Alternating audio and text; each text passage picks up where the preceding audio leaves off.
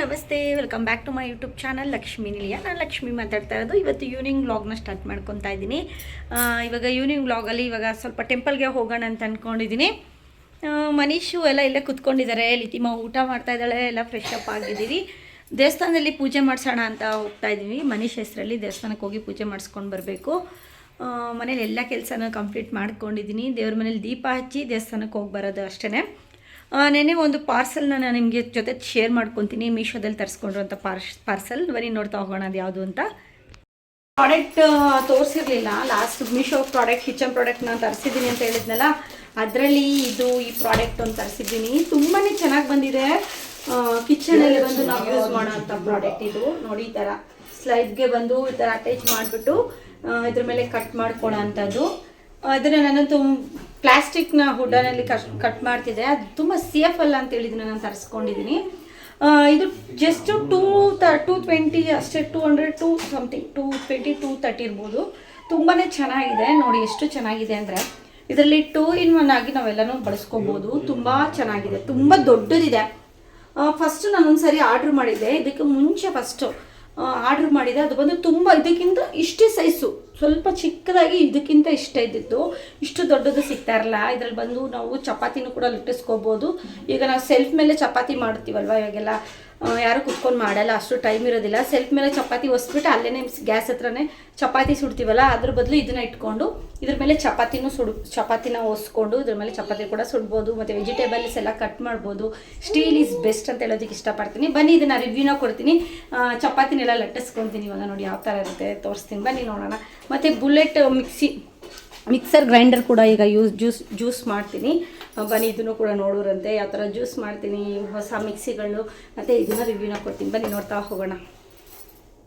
ನೋಡಿ, bullet mixie ಜಾರ್ಗಳನ್ನ ಯಾವ ರೀತಿ ಯೂಸ್ ಮಾಡೋದಂತ ತೋರಿಸ್ತಾ ಇದ್ದೀನಿ. ಇದು ಆಫ್ಟರ್ 3 ನಂದು ಆಗಲೇ 3ನೇ ಸರಿ ನಾನು ಜ್ಯೂಸನ್ನ ಪ್ರಿಪೇರ್ ಮಾಡ್ಕೊತಾ ಇರೋದು. ಸಕ್ಕರೆನ, ಸ್ವಲ್ಪ ಶುಗರು, ಮಿಲ್ಕು ಮತ್ತು ದಾಳಿಂಬೆನ ಹಾಕಿ ಜ್ಯೂಸ್ ಮಾಡ್ತಾ ಇರೋಂಥದ್ದು. ತುಂಬ ಚೆನ್ನಾಗಿದೆ. ಎಷ್ಟು ಚೆನ್ನಾಗಿ ವರ್ಕ್ ಮಾಡುತ್ತೆ ಗೊತ್ತಾ. ನಾನು ಜ್ಯೂಸ್ಗೆ ಮೇಯ್ನು ಮಕ್ಕಳಿಗೆ ಜ್ಯೂಸನ್ನ ಯಾವಾಗೂ ಪ್ರಿಪೇರ್ ಮಾಡ್ತಾ ಇರ್ತೀನಿ. ಜ್ಯೂಸು ಮತ್ತು ಚಟ್ನಿನೂ ಮಾಡ್ಕೋಬೋದು. ಡ್ರೈ ಫ್ರೂಟ್ಸ್ ಪೌಡರ್ನ ಮಾಡ್ಕೊಂಡು ನಿಮಗೆ ತೋರಿಸ್ತೀನಿ. ಈಗ ಎಷ್ಟು ಚೆನ್ನಾಗಿ ಗ್ರೈಂಡ್ ಆಗುತ್ತೆ ಗೊತ್ತಾ. ತುಂಬ ಚೆನ್ನಾಗಿ ರುಬ್ಬುತ್ತೆ ಅಂತ ಹೇಳ್ಬೋದು. ನೋಡಿ, ಜ್ಯೂಸ್ ಕೂಡ ಎಷ್ಟು ಚೆನ್ನಾಗಿ ಆಗಿದೆ, ತುಂಬ ಚೆನ್ನಾಗಿದೆ. ಎಲ್ಲ ಮಿಕ್ಸಿಗಳಿಗೂ ಕೂಡ ಆಗುತ್ತೆ. ನಾನು ನೋಡಿ ತರಿಸ್ಕೊಂಡಿದ್ದೀನಿ. ಹೀಗೆಲ್ಲ ಮಿಕ್ಸಿ ಬರೋದು ಜಸ್ಟ್ 2 ಇರುತ್ತೆ ಮೇಲ್ಗಡೆ ರೊಟೇಟ್ ಆಗೋದು. ನೋಡಿ, ಈ ಥರ ಇರುತ್ತಲ್ಲ ಅದು. ಇದು ಬಂದು ನಾನು 4 ಇರೋವಂಥದ್ದು ತರಿಸ್ಕೊಂಡಿದ್ದೀನಿ ಮೇಲ್ಗಡೆ. ಎಲ್ಲ ಮಿಕ್ಸಿಗೂ ಹಾಕಬೇಕು ಅಂತೇಳಿ.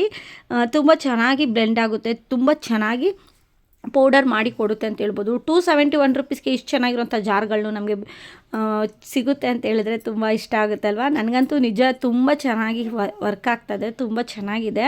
ನೀವು ಬೇಕು ಅಂದರೆ ತೊಗೊಳ್ಳಿ. ಡಿಸ್ಕ್ರಿಪ್ಷನಲ್ಲಿ ಲಿಂಕ್ನ ಕೊಟ್ಟಿರ್ತೀನಿ ನಾನು. ಚಟ್ನಿನೂ ಕೂಡ ಪ್ರಿಪೇರ್ ಮಾಡ್ಕೋಬೋದು. ಸ್ಮೂದಿಗಳನ್ನ ಮಾಡ್ಕೊತೀರ ಅಂದರೆ ಸ್ಮೂದಿ ಮಾಡ್ಕೋಬೋದು, ಜ್ಯೂಸ್ನ ಮಾಡ್ಕೋಬೋದು, ಡ್ರೈ ಫ್ರೂಟ್ಸ್ ಪೌಡರ್ನ ಮಾಡ್ಕೋಬೋದು. ಎಲ್ಲನೂ ಕೂಡ ಇದರಲ್ಲಿ ಮಾಡ್ಕೋಬೋದು.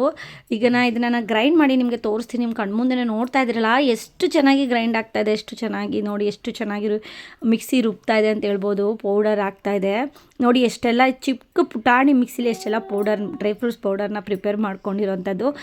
ನಮ್ಮ ಮನೇಲಿ ಜಾಸ್ತಿ ಡ್ರೈ ಫ್ರೂಟ್ಸ್ ಪೌಡರ್ನ ಯೂಸ್ ಮಾಡ್ತೀವಿ. ಮಕ್ಕಳಿಗೆ ದೋಸೆ, ಇಡ್ಲಿ ಎಲ್ಲದಕ್ಕೂ ಕೂಡ ಡ್ರೈ ಫ್ರೂಟ್ಸ್ ಪೌಡರ್ನ ಯೂಸ್ ಮಾಡ್ತೀವಿ. ಹಾಗಾಗಿ ಮನೇಲೇ ನಾನು ಪ್ರಿಪೇರ್ ಮಾಡ್ತಾ ಇರ್ತೀನಿ. ನನಗಂತೂ ಭಾಳ ಯೂಸ್ ಆಯಿತು. ಚಿಕ್ಕ ಪುಟಾಣಿ ಮಿಕ್ಸಿ. ಚಟ್ನಿನೂ ಕೂಡ ಪ್ರಿಪೇರ್ ಮಾಡಿ ನೋಡಿದ್ದೀನಿ. ತುಂಬ ಚೆನ್ನಾಗಿದೆ. ನೀವು ಬೇಕಾದರೆ ಪರ್ಚೇಸ್ ಮಾಡಿ. ಈ ಥರ ಹೋಗೋದಿಲ್ಲ, ಇಲ್ಲಿ ಲಾಕ್ ಆಗುತ್ತೆ. ತುಂಬಾ ಚೆನ್ನಾಗಿದೆ ಇದು. ಇದನ್ನು ಯೂಸ್ ಮಾಡಿ ನಿಮಗೆ ಇವಾಗ ತೋರಿಸ್ತೀನಿ. ಇದ್ರ ಮೇಲೆ ನಾನು ಇವಾಗ ಕಟಿಂಗ್ ಮಾಡ್ತೀನಿ ಮತ್ತು ಚಪಾತಿ ಒಸಿತೀನಿ. ಯಾವ ಥರ ಇದೆ ಅಂತ ನೀವು ನೋಡ್ಬೋದು. ಇದ್ರ ಮೇಲೆ ನನ್ನ ಹಸ್ಬೆಂಡು ಈರುಳ್ಳಿ ಆನಿಯನ್ ಕಟ್ ಮಾಡ್ತಾ ಇದ್ದಾರೆ ಪಲ್ಯಕ್ಕೆ. ಇದ್ರ ಮೇಲೆ ಚಪಾತಿನೂ ಕೂಡ ಒಸ್ತಿ ತೋರಿಸ್ತೀನಿ. ನೋಡಿ, ಈ ಪ್ಲಾಸ್ಟಿಕ್ ಬೋಲ್ಡ್ನ ನಾನು ಯೂಸ್ ಮಾಡ್ತಿದ್ದೆ. ಇದರಲ್ಲಿ ಕ್ಯಾನ್ಸರ್ ಬರುತ್ತೆ. ಈಗಂತೂ ನಾನು ಫುಲ್ಲು ಪ್ಲಾಸ್ಟಿಕ್ನ ಅವಾಯ್ಡ್ ಮಾಡ್ತಾಯಿದ್ದೀನಿ. ಬರೀ ಸ್ಟೀಲ್ನ ಯೂಸ್ ಮಾಡಬೇಕು ಅಂತೇಳಿ ಪ್ರತಿಯೊಂದೂ ಕೂಡ ಸ್ಟೀಲ್ಗಳನ್ನ ತಂದಿಟ್ಕೊತಾ ಇದ್ದೀನಿ. ಎಲ್ಲ ಎಕ್ಸ್ಚೇಂಜ್ ಮಾಡ್ತಾಯಿದ್ದೀನಿ. ಒಂದೊಂದನ್ನೇ ಪ್ಲಾಸ್ಟಿಕ್ನ ರಿಮೂವ್ ಮಾಡ್ತಾಯಿದ್ದೀನಿ ಅಂತ ಹೇಳ್ಬೋದು. ಚೆನ್ನಾಗಿ ಈಸಿಯಾಗಿ ಕಟ್ ಮಾಡ್ಕೊಬೋದು.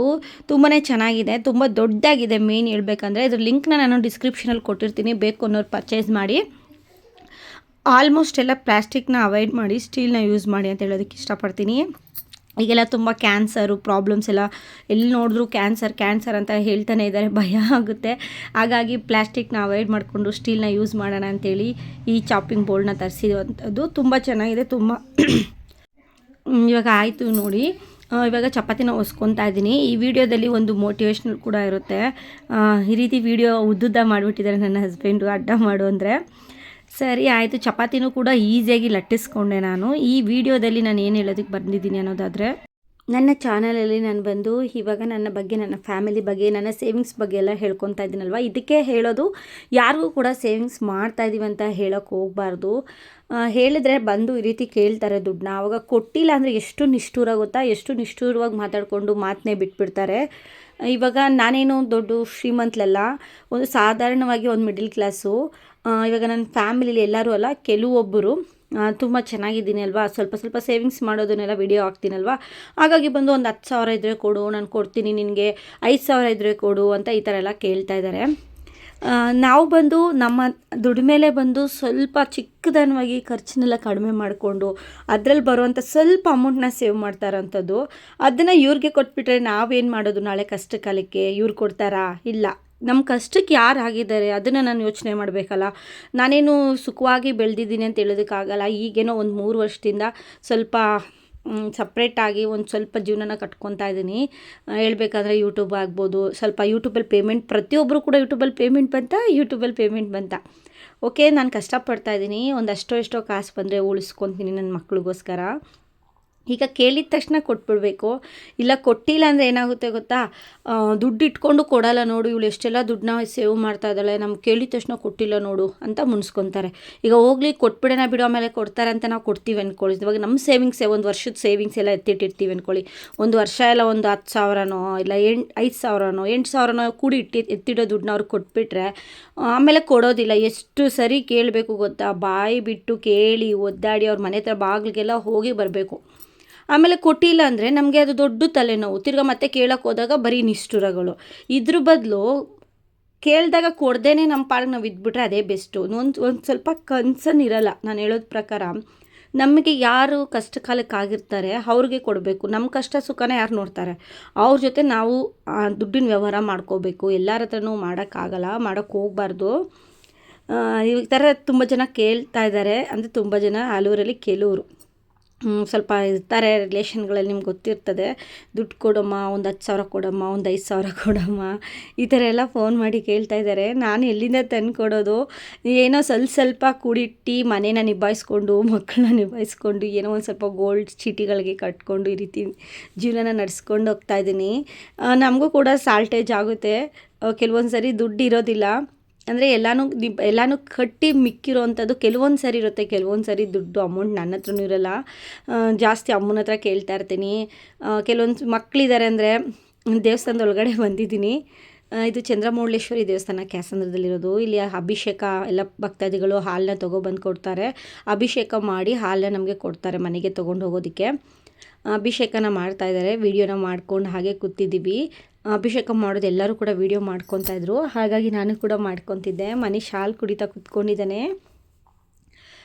ಏನು ಹೇಳೋದು, ಏನಾದರೂ ಅಂದ್ಕೊಳ್ಳಿ, ನನ್ನ ಹತ್ರ ಅಷ್ಟು ದುಡ್ಡು 10,000 20,000 ಎಲ್ಲ ನಾವು ಎತ್ತಿಡಲ್ಲ. ನಾವು ದುಡಿಮೇಲೆ ನಮ್ಮ ಕಷ್ಟಕ್ಕೆ ಅಂತ ಒಂದಷ್ಟು ದುಡ್ಡನ್ನ ಸ್ವಲ್ಪ ಸೇವ್ ಮಾಡ್ಕೊಂಬರ್ತಾಯಿದ್ದೀವಿ. ನಾಳೆ ನಮ್ಮ ಕಷ್ಟಕ್ಕೆ ಯಾರೂ ಆಗಲ್ಲ. ಯಾಕಂದರೆ ನಾನು ನೋಡಿಬಿಟ್ಟಿದ್ದೀನಿ ನನ್ನ ಮಗನ ಕಷ್ಟದಲ್ಲಿ. ಮಾತ್ರೆಗೂ ಕೂಡ ತುಂಬ ಒದ್ದಾಡಿಬಿಟ್ಟಿದ್ದೀನಿ. ನನ್ನ ಮಗನಿಗೆ ತುಂಬಾ ಹೆಲ್ತ್ ಇಶ್ಯೂ ಇತ್ತು. ಈಗ ತುಂಬ ಬೆಟರ್ ಅಂತ ಹೇಳ್ಬೋದು. ತುಂಬ ಹಾಸ್ಪಿಟಲ್ಗೆ ಹೋಗ್ತಾಯಿದೆ, ತುಂಬ ಮೆಡಿಷನು ಇವನ್ನೆಲ್ಲ ತೊಗೊಂಬಂದಾಗ ಯಾರೂ ಕೂಡ ಸಪೋರ್ಟ್ ಮಾಡಿಲ್ಲ. ಅವಾಗೆಲ್ಲ ಯಾರೆಲ್ಲ ಕಷ್ಟಕ್ಕಾಗಿದ್ರು ಅವ್ರನ್ನ ನೆನೆಸ್ಬೇಕಲ್ವಾ. ಈಗೆಲ್ಲ ಏನೋ ಒಂದು ಸ್ವಲ್ಪ ಸೇವಿಂಗ್ಸಲ್ಲೂ ಈ ಥರ ಕೇಳಿಬಿಡ್ತಾರೆ ಅಂದರೆ ಬೇಜಾರಾಗುತ್ತೆ. ನಿಮಗೂ ಕೂಡ ಈ ಅನುಭವ ಆಗಿದೆ ಅಂತ ಹೇಳಿ ನನಗೆ. ಇಲ್ಲ, ಬೇಜಾರು ಮಾಡಿಕೊಂಡ್ರೂ ಪರವಾಗಿಲ್ಲ. ನಾಳೆ ನಮಗೆ ಅಂತ ನಮ್ಮ ಮಕ್ಳಿಗೆ ಫ್ಯೂಚರ್ ಇದೆ ಅಲ್ವಾ, ನಮ್ಮ ಮಕ್ಳಿಗೆ ಓದಿಸ್ಬೇಕು, ನಮ್ಮ ಮಕ್ಳಿಗೆ ಭವಿಷ್ಯ ಕಟ್ಟಬೇಕು. ನಮ್ಮ ಮಕ್ಳಿಗೂ ನಾವು ದುಡಿತಾ ಇರೋದೇ ನಮ್ಮ ಮಕ್ಳಿಗೋಸ್ಕರ, ಜೀವನ ಮಾಡ್ತಿರೋದೇ ನಮ್ಮ ಮಕ್ಳಿಗೋಸ್ಕರ. ನಮ್ಗೆ ಏನಾದರೂ ಅಂದ್ಕೊಳ್ಳಿ, ಕೊಡೋಕ್ಕೆ ಹೋಗಬಾರ್ದಂತ ತೀರ್ಮಾನ ಮಾಡಿದ್ದೀನಿ. ಕೊಡ್ತೀನಿ, ನಮ್ಮ ಕಷ್ಟಕ್ಕೆ ಆಗಿರೋರಿಗೆ ಕೊಡ್ತೀನಿ. ಎಲ್ಲರಿಗೂ ಕೊಡೋದಕ್ಕೆ ನನ್ನ ಕೈಲೂ ಆಗಲ್ಲ. ಇಲ್ಲಿ ಅನ್ನೋನ್ ಪರ್ಸನ್ ಮನೆ ಹತ್ರ ಒಬ್ಳಿದ್ದಾಳೆ, ಬಂದು ಏನು ಎಷ್ಟು ಚೆನ್ನಾಗಿ ಬಂದುಬಿಟ್ಟು 500 ರೂಪಾಯಿ ಇದ್ದರೆ ಕುಡಿಯೋಕ್ಕ, ನನ್ನ ಪಾಪುಗೆ ಹುಷಾರಿಲ್ಲ ಅಂತ ಕಾಡಿ ಬೇಡಿ ಬಂದು ಕೇಳ್ತಾ ಇದ್ದಾಳೆ ಮೊನ್ನೆ. ಅದಕ್ಕೆ ನಾನಂದೆ, ಅವಳು ಎಲ್ಲ ಕಡೆ ಸಾಲ ಮಾಡ್ಕೊಬಿಟ್ಟಿದ್ದಾಳೆ. ಇಲ್ಲಿ ಒಂದು ಹುಡುಗಿ ಓಡಾಡ್ತಾಳೆ ನಮ್ಮ ಮನೆ ಹತ್ರ, ಲೋಕಲ್ ಅವಳು. ಅಂದರೆ ಅವ್ಳ ಮನೆ ಹತ್ರ ದುಡ್ಡು ಇಸ್ಕೊಂಬಿಟ್ಟು ಮನೆ ಬಾಗಿಲಿಗೆ ಎಷ್ಟು ಜನ ಬಂದು ನಿಂತ್ಕೊತಾರೆ ಗೊತ್ತಾ. ಈ ಸಂಘಗಳೆಲ್ಲ ದುಡ್ಡು ತೊಗೊಂಡ್ಬಿಟ್ಟಿದ್ದಾಳೆ. ಮನೆ ಅಲ್ಲಿ ಎಲ್ಲ ಕಡೆ ಮನೆ ಖಾಲಿ ಮಾಡ್ಕೊಂಡು ತಿರುಗಾಡ್ತಾ ಇದ್ದಾಳೆ. ಇಂಥ ತಿಳಿದು ಬಂದು ದುಡ್ಡನ್ನ ಕೇಳಿದ್ರೆ ಹೇಗೆ ಕೊಡೋದು ಹೇಳಿ. ಆಮೇಲೆ ಓನರ್ ಆಂಟಿ ಕರೆದು ಬೈದರು. ಅವಳಿಗೇನು ಏನಕ್ಕೆ ನಮ್ಮನೆ ಇವ್ರ ಹತ್ರ ಬರ್ತೀರಾ ನೀನು, ಅಲ್ಲೋಗಿ ನಿಂತ್ಕೋ, ಏನಕ್ಕೆ ಬಂದು ಹುಡುಗಿನ ದುಡ್ಡು ಕೇಳ್ತೀಯ ನೀನು, ಅವಳ ಗಂಡ ಸರಿ ಇಲ್ಲ ಹಾಗೆ ಹೀಗೆ ಅಂತ ಬೈತಿದ್ರು. ಬಂದುಬಿಟ್ಟು ಮನೆಯೊಳಗಡೆ ಕುತ್ಕೊಬಿಟ್ಟು ಅಕ್ಕ ನನಗೆ 500 ರೂಪಾಯಿ ಕೊಡಿ, ನಾನು ಕೊಡ್ತೀನಿ, ತುಂಬ ಪ್ರಾಬ್ಲಮ್ ಆಗಿಬಿಟ್ಟಿದೆ, ಬೇಕೇ ಬೇಕು ಅಂತ ಬಂದಿದ್ದಾಳೆ. ಆಮೇಲೆ ಆಂಟಿ ಬಂದು ಚೆನ್ನಾಗಿ ಬೈದು ಕಳಿಸಿದ್ರು ಅವಳನ್ನ. ಅವಳು ಸರಿ ಇಲ್ಲ, ತುಂಬ ಕಡೆ ಸಾಲ ಮಾಡ್ತಾಳೆ, ಅವಳಿಗೆ 1 ರೂಪಾಯಿ ಕೊಡಬೇಡ, ನೀನು ಮನೆ ಬಾಗಿಲಿಗೆ ಸೇರಿಸ್ಬೇಡ, ಅದು ಹೆಂಗೆ ಬರ್ತಾಳೆ ಅವಳು ಮನೆ ಬಾಗಿಲಿಗೆ ಅಂತ ಓನರ್ ಆಂಟಿ ಸಪೋರ್ಟ್ ಮಾಡಿ ಬೈದು ಕಳಿಸಿದ್ರು. ಹೆಂಗೆ ಗೊತ್ತಾ, ಎಲ್ಲ ಕಡೆ ಸಾಲ ಮಾಡಿಬಿಡೋದು, ಎಲ್ಲ ಸಂಘದಲ್ಲೂ ದುಡ್ಡು ಎತ್ಕೊಬಿಡೋದು, ಏನೋ ಒಂದು ಡ್ರಾಮಾ ಮಾಡಿಬಿಟ್ಟು ಎಲ್ಲರ ಹತ್ರ ದುಡ್ಡು ಇಸ್ಕೊಬಿಡೋದು. ಈ ಥರ ಸರಿಯಾಗಿ ಜೀವನ ಮಾಡ್ಕೊಂಡು ಹೋಗದೆ ಎಷ್ಟೆಲ್ಲ ಉಗಿಸ್ಕೊಂಡು ಬೈಸ್ಕೊಳ್ತಾ ಇರ್ತಾರೆ ಕೆಲವರು ಅಲ್ವಾ. ಇಲ್ಲಿ ನೋಡಿ ಕಾಳುಗಳನ್ನ ಈ ಥರ ಪೋಣಿಸ್ಕೊಂಬಂದಿರ್ತಾರೆ 108 ಈ ಥರ ಎಲ್ಲ. ಈ ಥರ ಪೋಣಿಸ್ಕೊಂಡು ದೇವ್ರಿಗೆ ಗುರು ಅಂತೆ ಕಡಲೆಕಾಳು 108 ಪೋಣಿಸ್ಕೊಂಬರಬೇಕು. ನಾನು ಕೂಡ ನೆಕ್ಸ್ಟ್ ಗುರುವಾರದಿಂದ ಹಾಲನ್ನ ಮಾತ್ರ ತೊಗೊಂಡು ಬಂದಿದ್ದೀನಿ. ನೋಡಿ ಕಾಳುಗಳನ್ನ ಎಲ್ಲ ಪೋಣಿಸಿ ಬಂದಿದ್ದಾರೆ, ಕಡಲೆಕಾಳು ಹಾರನ ಮಾಡ್ಕೊಂಡು ತೊಗೊಂಡು ಬಂದಿದ್ದಾರೆ. ಅದನ್ನೆಲ್ಲ ದೇವ್ರಿಗೆ ಹಾಕಿ ಅಭಿಷೇಕ ಎಲ್ಲ ಮಾಡಿ ಕಾಳನ್ನೆಲ್ಲ ಹಾಕಿ ಪೂಜೆನ ಮಾಡ್ತಾರೆ. ಈಗ ನೋಡಿ ಈ ಥರ ವ್ಯಕ್ತಿಗಳೇನು ಗೊತ್ತಾ, ದುಡ್ಡನ್ನ ಈಸ್ಕೊಬಿಟ್ಟು ಆಮೇಲೆ ದುಡ್ಡು ತೊಗೊಂಡಿರೋರಿಗೆ ರೋಪ್ ಹಾಕ್ತಾರೆ ಗೊತ್ತಾ. ಎಷ್ಟೆಲ್ಲ ಜೋರಾಗಿ ಮಾತಾಡ್ತಾಳೆ ಅವಳು ಗೊತ್ತಾ, ಎಷ್ಟು ಜನ ಬಂದು ನೀವು ಬಯಸ್ತಾಳೆ. ಆ ಥರ ಅಂಥವ್ರಿಗೆ ಏನು ಗೊತ್ತಾ, ಲಾಸ್ಟಲ್ಲಿ ಕೊನೆಗಾಲದಲ್ಲಿ 1 ರೂಪಾಯಿ ಕೂಡ ಹುಟ್ಟಲ್ಲ. ಏನು ನಾಳೆ ಕಷ್ಟ ಅಂತ ನೀನು ಆಸ್ಪತ್ರೆಯಲ್ಲಿ ಬಿದ್ದು ನಿನ್ನ ಮಗು ನೀನು ಒದ್ದಾಡ್ತಿದ್ರು, ಯಾರು 1 ರೂಪಾಯಿ ಕೊಡಲ್ಲ. ಅದಕ್ಕೆ ಹೇಳೋದು, ತೊಗೊಂಡ್ರೆ ದುಡ್ಡನ್ನ ವಾಪಸ್ ಮಾಡಬೇಕು, ನಿಯತ್ತಿಂದ ಜೀವನ ಮಾಡಬೇಕು, ನಿಯತ್ತಾಗಿ ನಡ್ಕೊಂಡ್ರೆ ಎಲ್ಲದೂ 1 ರೂಪಾಯಿ ಹುಟ್ಟುತ್ತೆ. ನಾನಂತರೂ ಎಲ್ಲಾದರೂ ಯಾರ ಹತ್ರ ಒಂದು 5 ರೂಪಾಯಿ 10 ರೂಪಾಯಿ ಇಸ್ಕೊಂಡ್ರೆ ಮತ್ತೆ ವಾಪಸ್ ಯಾವಾಗ ಕೊಟ್ಬಿಡ್ತೀನಪ್ಪ ಅಂತ ಹೋಗಿ ಅವ್ರಿಗೆ ಕೊಟ್ಬಿಡ್ತೀನಿ. ದೇವಸ್ಥಾನದ ಆವರಣದಲ್ಲಿ ಬಂದು ನಾನು ತೋರಿಸ್ತಾ ಇರೋಂಥದ್ದು ಇಷ್ಟೇ. ಫೈನಲಿ ಈಗ ಮನೆಗೆ ಹೊರಡೋದು ಅಷ್ಟೇ. ಮನಿಮಗೆ ಬಂದು ಪೂಜೆ ಮಾಡಿಸ್ತಾ ಇರೋದು ನಮ್ಮ ಮನಿಮಗೆ. ಇವಾಗ ಮನಿಮ ಓಡಾಡ್ತಾನೆ, ಮಾತಾಡಿದ್ರೆ ಸಾಕು ಅಂತೇಳಿ ಈ ಥರ ದೇವಸ್ಥಾನಗಳಿಗೆ ಬಂದು ಹರಕೆಗಳನ್ನ ಕಟ್ಕೊಂಡು ಪೂಜೆ ಮಾಡಿಸ್ತಾ ಇರೋಂಥದ್ದು. ಯಾರ್ಯಾರಿಗೋ ದುಡ್ಡು ಕೊಟ್ಟು ಕೆಟ್ಟವರಾಗೋದ್ಕಿಂತ ದುಡ್ಡು ಇಲ್ಲ ಅಂತೇಳಿ ಕೆಟ್ಟವರಾಗೋದೇ ಉತ್ತಮ. ದುಡ್ಡು ಕೊಟ್ಟರು ಬೈತಾರೆ, ದುಡ್ಡು ಕೊಟ್ಟರೆ ದುಡ್ಡು ಕೇಳೋಕೆ ಹೋದರೂ ಕೂಡ ಬೈತಾರಲ್ವಾ. ಅದ್ರ ಬದಲು ಸುಮ್ಮನೆ ಇರೋದೇ ವಾಸಿ. ಈಗ ತಾನೇ ಒಳಗಡೆ ಬಂದೆ. ಈಗ ತಾನೇ ಅಲ್ಲಿ ಹಾಲು ಅಭಿಷೇಕ ಮಾಡಿ ದೇವರಿಗೆ ಅಭಿಷೇಕ ಮಾಡ್ತಾರೆ. ಪ್ರತಿಯೊಬ್ಬರು ಕೂಡ ಹಾಲು ತೊಗೊಂಡು ಹೋಗ್ತಾರೆ. ಅಲ್ಲಿಂದ ಹಾಲು ನಮಗೆ ಈ ಥರ ಕೊಡ್ತಾರೆ. ಹಾಲನ್ನ ತಗೊಬಂದು ಮನೇಲಿ ಕುಡಿದ್ರೆ ಆ ಹಾಲನ್ನ ಕಾಯಿಸ್ಕೊಂಡು ಒಳ್ಳೇದಾಗುತ್ತೆ ಅಂತೇಳಿ ನೀವು ಹುಷಾರಾಗಿ ಸೇವ್ ಮಾಡಿ ಅಂತ ಹೇಳೋದಕ್ಕೆ ಇಷ್ಟಪಡ್ತೀನಿ. ಯಾರಿಗೂ ಹೇಳ್ದೆ ಸೇವ್ ಮಾಡಬೇಕು ಗುಟ್ಟಾಗಿ ಅಷ್ಟೇ. ಇದು ಕಮೆಂಟ್ ಮುಖಾಂತರ ತಿಳಿಸಿದ್ರು ಒಬ್ಬರು ಸಿಸ್ಟರು, ಯಾಕೆ ನಿಮ್ಮ ಹಸ್ಬೆಂಡು ವೀಡಿಯೋದಲ್ಲಿ ಬರೋದಿಲ್ಲ ಸಿಸ್ ಅಂತ. ಅವರು ತುಂಬ ಬ್ಯುಸಿ ಇರ್ತಾರೆ, ಕೆಲಸಕ್ಕೆಲ್ಲ ಹೋಗ್ತಾ ಇರ್ತಾರೆ ನಾನು ವೀಡಿಯೋ ಮಾಡುವಾಗ ಅಷ್ಟೇ. ಇನ್ನೇನು ಅದು ಬಿಟ್ಟು ಸಪ್ರೇಟಾಗಿ ಏನಿಲ್ಲ. ಮನೀಶ್ ನೋಡಿ ಬುಕ್ನ ಇಟ್ಕೊಂಡು ಓದಕ್ಕೆ ಹೋಗ್ತಾ ಇದ್ದಾನೆ. ಇಷ್ಟೇ ನನ್ನ ವ್ಲಾಗು. ತುಂಬ ಲೆಂತ್ ಆಗೋದ್ರಿಂದ ಇಲ್ಲಿಗೆ ಹೆಣ್ಣು ಮಾಡ್ತಾಯಿದ್ದೀನಿ. ಯಾರಿಗೂ ಕೊಟ್ಟು ದುಡ್ಡನ್ನ ಹಾಳು ಮಾಡ್ಕೋಬೇಡಿ, ಹಾಗೆ ಕೊಡ್ದೇನೆ ಕೆಟ್ಟವರಾಗ್ಬಿಡಿ ಅಂತ ಹೇಳೋದಕ್ಕೆ ಇಷ್ಟಪಡ್ತೀನಿ. ಯಾರು ಕಷ್ಟ ಸುಖನ ನೋಡ್ತಾರೆ ಅವ್ರಿಗೆ ಹೆಲ್ಪ್ ಮಾಡಿ, ನೀವು ಅವ್ರಿಗೆ ಹೆಲ್ಪ್ ಮಾಡಿ, ಅವ್ರು ನಿಮಗೆ ಹೆಲ್ಪ್ ಮಾಡಲಿ, ಅದರಲ್ಲಿ ಏನೂ ತಪ್ಪು ಅನ್ಸೋದಿಲ್ಲ. ಮನೀಶ್ ಮುತ್ತಿಡೋದು ಎಷ್ಟು ಚೆನ್ನಾಗಿ ಬಂದು ಮುತ್ತಿಡೋದು ನೋಡಿ, ಜಸ್ಟ್ ಟಚ್ ಮಾಡಿ ಹೋಗ್ತಾನೆ ಅಷ್ಟೇ. ಭಾಳ ತೀಟೆ ತುಂಟಾಗ್ಬಿಟ್ಟಿದ್ದಾನೆ. ಸೆಕೆಂಡ್ ಕೊಡೋದು, ಕ್ಲಾಪ್ಸ್ ಮಾಡೋದು ಎಲ್ಲನೂ ಮಾಡ್ತಾನೆ. ಒಂಥರ ಖುಷಿ ಆಗುತ್ತೆ. ದೇವಸ್ಥಾನದಲ್ಲೆಲ್ಲ ಓಡಾಡ್ತಿದ್ದ, ಎಲ್ಲರೂ ಕೂಡ ಮಾತಾಡಿಸ್ತಿದ್ರು ಮನಿನ. ಆಯಿತು, ಇನ್ನು ಮನೆಗೆ ಬಂದಿದ್ದಾಯಿತು. ಮನೆಗೆ ಬಂದೀಗ ಸ್ವಲ್ಪ ಸಾಂಬಾರು ಮಧ್ಯಾಹ್ನನೇ ಪ್ರಿಪೇರ್ ಮಾಡಿದ್ದೀನಿ, ಅದಕ್ಕೆ ಮುದ್ದೆ ಮಾಡ್ಕೊಂಡು ತಿಂದರೆ ಮುಗೀತು. ವೀಡಿಯೋ ಇಲ್ಲಿ ತಿನ್ನೋದೆಲ್ಲ ತೋರಿಸೋದು ಬೇಡ ಅಂತೇಳಿ ಏನು ಮಾಡ್ತಾಯಿದ್ದೀನಿ. ದುಡ್ಡನ್ನ ಕೊಟ್ಟು ಹಾಳು ಮಾಡ್ಕೊಳ್ದೆ ಇರೋ ದುಡ್ಡನ್ನ ಸೇವ್ ಮಾಡ್ಕೊಂಡು ನಿಮ್ಮ ಕಷ್ಟಕ್ಕೆ ಉಪಯೋಗಿಸ್ಕೊಳ್ಳಿ. ನಾಳೆ ಕಷ್ಟ ಅಂದರೆ ಯಾರು 1 ರೂಪಾಯಿ ಕೊಡೋಲ್ಲ. ನಿಮ್ಗೆ ಯಾರು ಕೊಟ್ಟಿದ್ದಾರೋ ಅವ್ರಿಗೆ ಕೊಡಿ, ನಿಮ್ಗೆ ಯಾರು ಸಪೋರ್ಟ್ ಮಾಡ್ತಾರೋ ಅವ್ರನ್ನ ನೋಡ್ಕೊಳ್ಳಿ ಅಷ್ಟೇ. ಯಾರ್ಯಾರಿಗೋ ಕೊಟ್ಟು ದುಡ್ಡನ್ನ ವೇಸ್ಟ್ ಮಾಡ್ಕೋಬೇಡಿ ಅಂತ ಹೇಳೋದಕ್ಕೆ ಇಷ್ಟಪಡ್ತೀನಿ. ಎಲ್ಲರಿಗೂ ಟೇಕ್ ಕೇರ್, ಬಾಯ್. ನನ್ನ ಚಾನಲ್ನ ಸಬ್ಸ್ಕ್ರೈಬ್ ಮಾಡ್ಕೊಳ್ಳಿ.